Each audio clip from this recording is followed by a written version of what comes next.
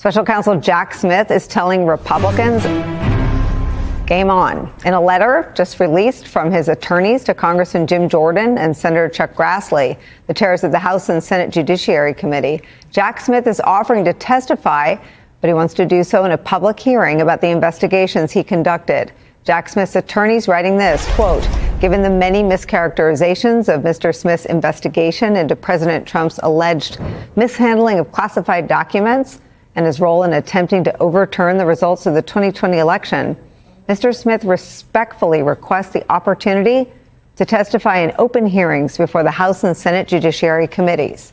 Jack Smith's team added just one caveat, quote, he's prepared to answer questions about the special counsel's investigation and prosecution, but he requires assurance from the Department of Justice that he will not be punished for doing so. Okay, this is absolutely massive. Special Counsel Jack Smith just delivered a trove of evidence to the federal judge overseeing Donald Trump's criminal case, and what happened in that courtroom is sending shockwaves through the legal world.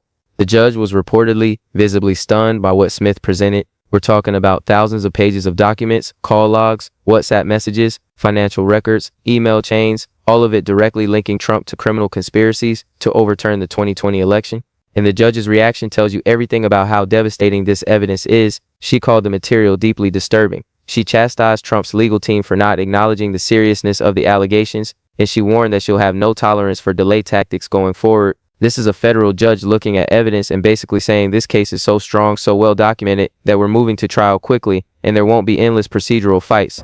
But before we go any further, real quick, let's be honest, you can't really trust headlines anymore. That's why we built Pump Politics to bring you real stories, real context, and no corporate spin. If you want to stay ahead of the headlines, join our free newsletter. We'll send the news straight to your inbox every day. Just click the link in the description to join. And if you just want to support what we're doing, join us, be part of the community that actually cares about the truth. All right, let's get back to the video. Special Counsel Jack Smith is expected to submit evidence in the criminal election interference case against former President Donald Trump. Smith and prosecutors have until 5 p.m. Eastern time to file the extensive dossier to the federal judge. It may contain new evidence connected to Donald Trump's alleged efforts to overturn the 2020 election. The evidence Smith handed over includes material that's never been public before, stuff that was kept sealed during grand jury proceedings, internal communications from Trump's campaign, and White House showing direct involvement in schemes to submit fake electors and disrupt the January 6th certification. These aren't secondhand accounts or reconstructed timelines. These are contemporary communications, people discussing illegal plans in real time, Trump himself participating in conversations about how to overturn the election. And it's all documented, timestamped, authenticated, impossible to dispute. Legal analysts who've seen summaries of the evidence are saying it destroys any reasonable doubt about Trump's guilt, that no jury looking at this material could conclude Trump is innocent. That conviction is virtually guaranteed, and the judge seems to agree. Her comments from the bench suggest she's seen enough to know this is an overwhelming case that needs to move forward without delay. Trump's legal team is in full panic mode. They came into this hearing expecting to argue about procedural issues, about discovery timelines and motion schedules, about all the usual ways defense attorneys slow down prosecutions, but the judge shut that down immediately. She made clear that given the strength of the evidence, she's not going to allow Trump to drag this out. That trial will proceed on an expedited schedule, that motions will be ruled on quickly, that Trump's strategy of delay and obstruction isn't going to work in her courtroom. This is exactly what Trump's lawyers feared. A judge who looks at the evidence, recognizes how strong it is, and decides to move the case forward aggressively. Because when a judge does that, it limits defense options. You can't exhaust the other side through endless procedural warfare. If the judge is cutting off those tactics, you have to actually defend the case on the merits, and Trump's team knows the merits are terrible.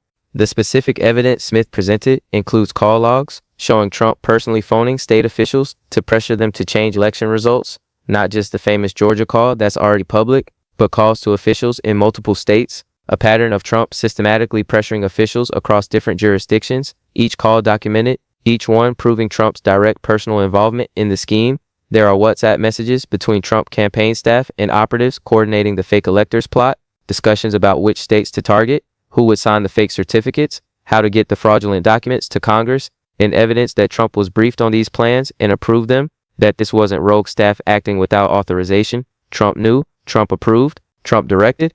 There are financial records showing payments to people involved in the January 6th rally, money trails connecting Trump's campaign to the organization and promotion of the event that preceded the Capitol attack.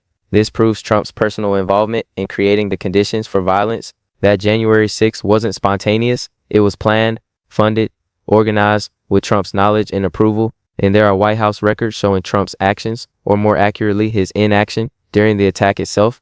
Logs of who called the White House, begging Trump to send help. Records of Trump watching television coverage instead of responding. Documentation proving Trump knew the Capitol was under attack and chose to let it continue. This is consciousness of guilt. This is evidence that Trump wanted the attack to succeed in disrupting certification. That he was complicit in the violence. The judge's visible shock at seeing all this evidence compiled in one presentation tells you how powerful it is. Judges see a lot of criminal cases. They're generally not easily surprised or disturbed by evidence.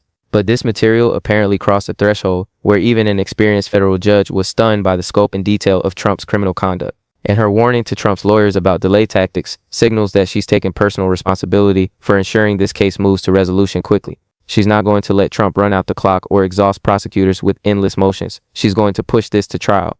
And based on the evidence she's seen, she expects a conviction.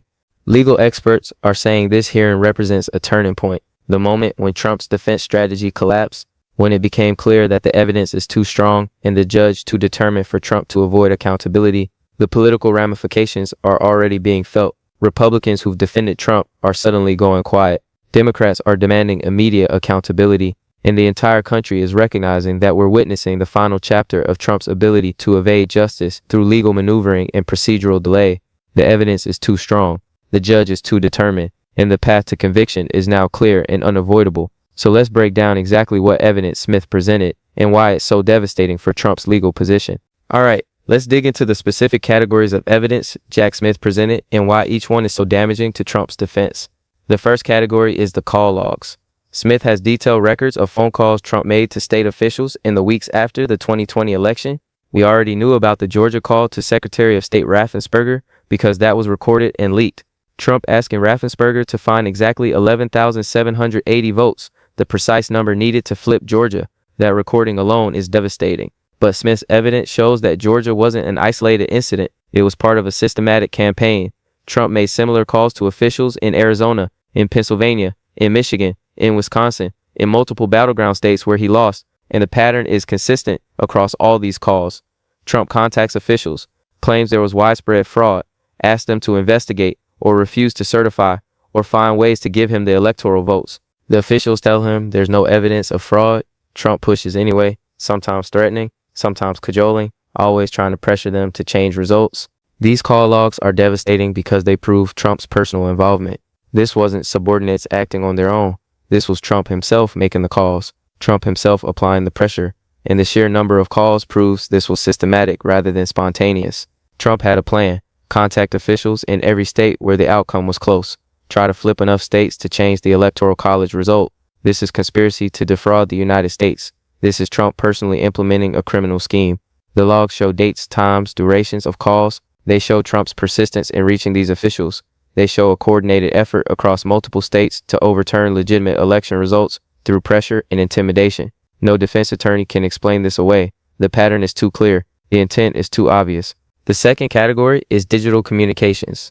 Smith has access to WhatsApp messages, texts, and emails between Trump campaign staff, lawyers, and state-level operatives discussing the fake electors plot. These messages are incredibly damaging because they show the planning and coordination in real time. People discussing which states to target, how many fake electors they need in each state, who will recruit people to sign the fraudulent certificates, how to get the fake documents to Congress without them being immediately rejected. And crucially, these messages show that people involved knew what they were doing was legally questionable at best. There are exchanges where lawyers warn that the plan might be illegal, where operatives express concerns about signing false documents, where people ask whether they could face criminal liability for participating, but they proceed anyway because Trump wants it done. The pressure from the top is clear in these communications, and there's evidence that Trump was briefed on these plans, that campaign staff told him about the fake elector scheme, that lawyers explained how it would work, that he approved it and told them to move forward. This directly contradicts Trump's defense, that he didn't know about illegal activities or that rogue staff acted without his knowledge.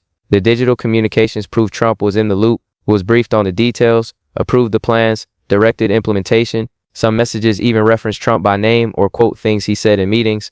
This is direct evidence of Trump's personal involvement in criminal conspiracy, the kind of evidence that makes defense attorneys want to negotiate plea deals because trial is hopeless. The third category is financial records.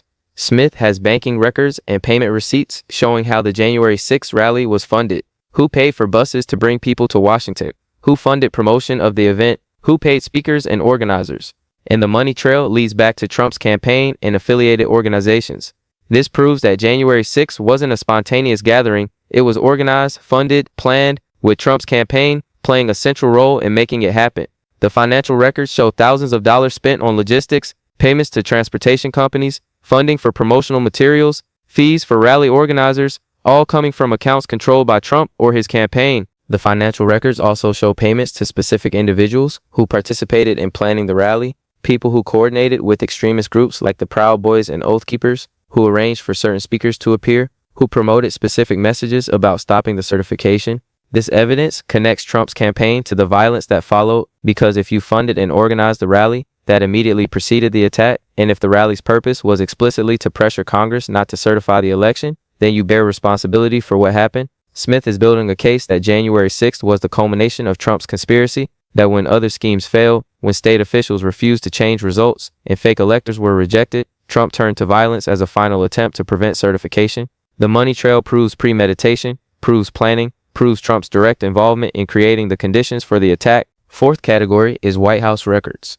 Smith has call logs from January 6th itself showing who tried to reach Trump during the attack, who called begging him to send help or tell rioters to go home. Records show calls from congressional leaders, including House Minority Leader Kevin McCarthy, pleading with Trump to call off his supporters. From Trump's own family members, including Ivanka Trump, urging him to act. From White House staff desperate to get Trump to intervene, all trying to get Trump to act as the Capitol was being overrun. And the records show Trump didn't act for hours, that he watched television coverage of the attack, that he was in the White House dining room watching Fox News and other channels showing the violence, that he resisted pleas to intervene, that when aides drafted statements for him to release, he rejected them or insisted on watering them down. And the records show that when Trump finally released a video telling rioters to go home, it was only after immense pressure from staff and family, and even that video included language praising the attackers, calling them special, and saying he loved them. This evidence proves Trump's state of mind on January 6th. He wasn't horrified by the violence. He wasn't trying to stop it. He was apparently pleased that his supporters were preventing certification, and he only intervened when it became clear the attack would fail, and continuing to resist would make his complicity too obvious. This is consciousness of guilt. This is evidence that Trump wanted the attack to succeed, that he was complicit in the violence, that his actions on January 6th were part of the broader conspiracy to prevent certification of Biden's victory. The White House records create a minute-by-minute timeline of Trump's actions and inaction. They show exactly when he was informed about the violence, exactly when people begged him to act, exactly how long he waited before responding. It's a damning timeline that proves Trump's intent. The fifth category, and perhaps most explosive, is testimony from cooperating witnesses. Smith has secured cooperation from multiple people who were in rooms when Trump gave orders, who heard him discuss plans, who participated in implementing schemes, and can now testify about Trump's direct involvement and intent. These aren't low-level staff. These are campaign officials, White House advisors, lawyers who work closely with Trump, people who know what Trump said and did because they were there, and they're willing to testify, to describe in detail how Trump directed criminal activities, how he was told his plans were illegal and proceeded anyway, how he showed no concern for legality or constitutional requirements. Their testimony will bring the documentary evidence to life, will explain to juries what Trump was thinking and intending, will make clear that this wasn't innocent mistakes or good faith errors, this was deliberate criminal conduct. When the judge saw all of this evidence compiled together, when she understood how multiple categories of proof all pointed to the same conclusion, she was apparently stunned, because this is the kind of evidence that makes defense nearly impossible. You can't dispute the call logs, you can't explain away the digital communications, you can't make the financial records disappear, and you can't discredit all the cooperating witnesses. The evidence is overwhelming. It proves every element of the crimes charged, and it does so through multiple independent sources that all corroborate each other. This is a prosecutor's dream case, and the judge recognized that immediately. Her comments from the bench reflected her understanding that this is an open and shut case, that Trump's guilt is established beyond any reasonable doubt, that the only question is getting to trial and letting a jury render the inevitable verdict. The judge's warning about delay tactics is particularly significant. Defense attorneys in high-profile cases often use procedural motions to delay trials, challenge evidence, admissibility, question venue, file motion after motion, requiring hearings and rulings. This can drag cases out for years, Trump's team was clearly planning this strategy: file hundreds of motions, appeal every adverse ruling, delay as long as possible, hoping something changes. But the judge is shutting that down. She's saying she's seen the evidence, she knows how strong it is, and she's not going to allow Trump to abuse the court system to avoid accountability. Okay, let's break this down into what it actually means going forward.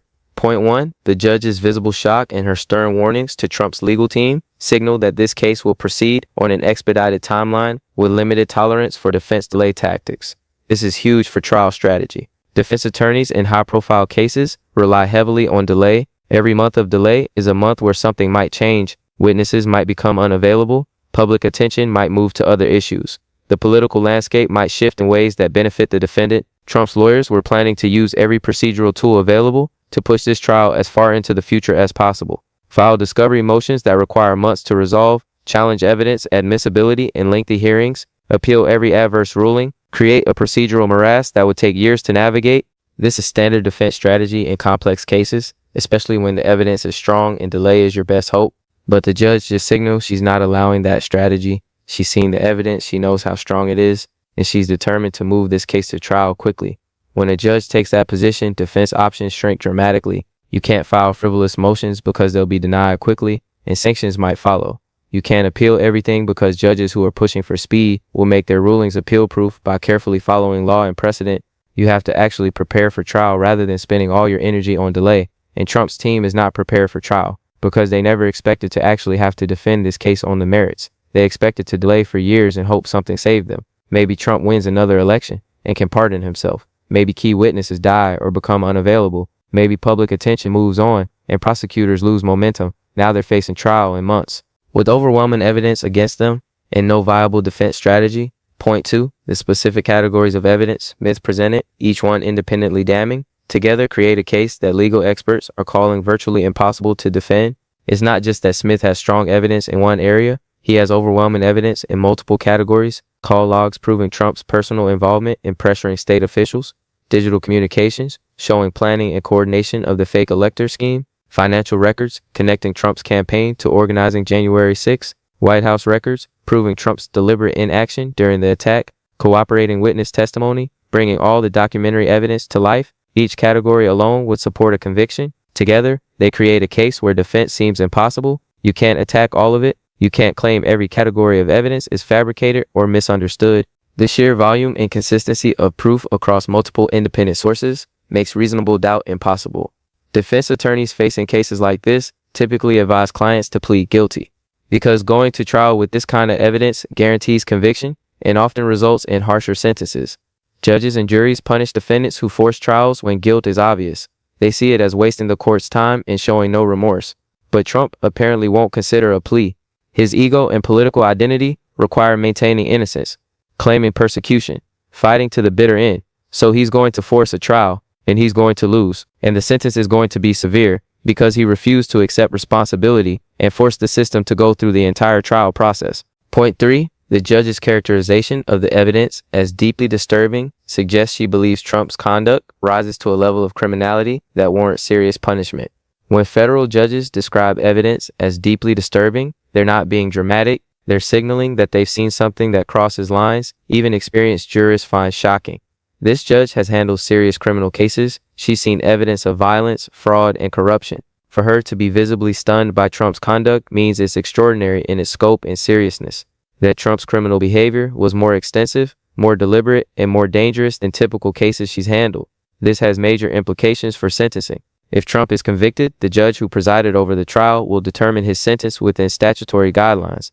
And a judge who found the evidence deeply disturbing during trial is likely to impose a substantial sentence, not probation, not home confinement, actual prison time, potentially decades, given the seriousness of the crimes and Trump's apparent lack of remorse. Trump's age makes this particularly significant. He's in his late 70s. A sentence of even 10 years could effectively be a life sentence. And the judge's reaction to the evidence suggests she might impose something in that range or higher. Conspiracy to defraud the United States can carry up to 5 years. Obstruction of an official proceeding can carry up to 20 years. If Trump is convicted on multiple counts and sentences run consecutively, he could be looking at decades in federal prison. At his age, that's essentially a death sentence. He'd likely die in custody. and the judge's visible shock in her comments about the evidence being deeply disturbing suggests she understands the gravity of what Trump did and intends to impose a sentence that reflects that gravity. Point 4. The public revelation that this evidence exists and is overwhelming shifts political dynamics, making it harder for Republicans to defend Trump and easier for Democrats to demand accountability. Until now, Trump supporters could claim prosecutions were politically motivated, that evidence was weak or fabricated, that Trump was innocent and being persecuted by a weaponized justice system. But when a federal judge looks at evidence and calls it deeply disturbing, when she's visibly stunned by what prosecutors have compiled, when legal experts universally say the case is virtually unbeatable, those arguments lose credibility. It becomes impossible to maintain that this is all a witch hunt when an experienced federal judge is reacting with shock to the strength and scope of the evidence. Republicans in Congress are facing enormous pressure to respond, to acknowledge that if the evidence is as strong as reported, Trump needs to face consequences. Some are already distancing themselves, making statements about respecting the judicial process, saying they'll wait to see what happens at trial before commenting further. That's politicians speak for, we're not defending him anymore because the case is too strong, and defending him hurts us politically. Democrats are seizing the moment to demand Trump resign or be removed from office, to argue that a president facing imminent conviction for serious felonies can't effectively govern, that the country needs leadership that isn't consumed by criminal trials and legal jeopardy. And with a federal judge essentially confirming the strength of the evidence through her reaction, those arguments are resonating even with some moderate Republicans who've previously defended Trump. Point 5. The expedited timeline. The judge is signaling means Trump could face trial and potential conviction before the 2026 election cycle fully heats up, fundamentally reshaping the political landscape. If the judge moves this case as quickly as her comments suggest, trial could begin in early 2026. Conviction could come by mid-2026, right as congressional campaigns are ramping up for the November elections. Republicans would face campaigns with their party's leader under federal conviction for serious crimes. Democrats would campaign on accountability and rule of law, pointing to Trump's conviction as proof that their warnings about him were correct all along. The political impact would be seismic. It would reshape how voters view the Republican Party and whether they trust Republicans to govern responsibly. So where does this leave us? With a criminal case against Trump that's so strong a federal judge was visibly stunned by the evidence. With a timeline that's accelerated because the judge won't tolerate delay tactics. With Trump's legal team in panic mode, realizing they have to defend the indefensible. With political allies abandoning Trump as the reality of conviction sets in, and with accountability finally happening after years of Trump avoiding consequences through money, power, and legal maneuvering, the evidence Smith handed over represents years of investigative work, thousands of hours compiling documents, interviewing witnesses, building connections between different pieces of the conspiracy, and it resulted in a case so powerful that a federal judge immediately recognized conviction is virtually certain. That's validation of Smith's methodical approach, confirmation that the prosecution is justified and necessary, and a signal that Trump's time evading justice has run out. The judge was stunned. Trump's defense is shaken, and the path to conviction is now clear and unavoidable.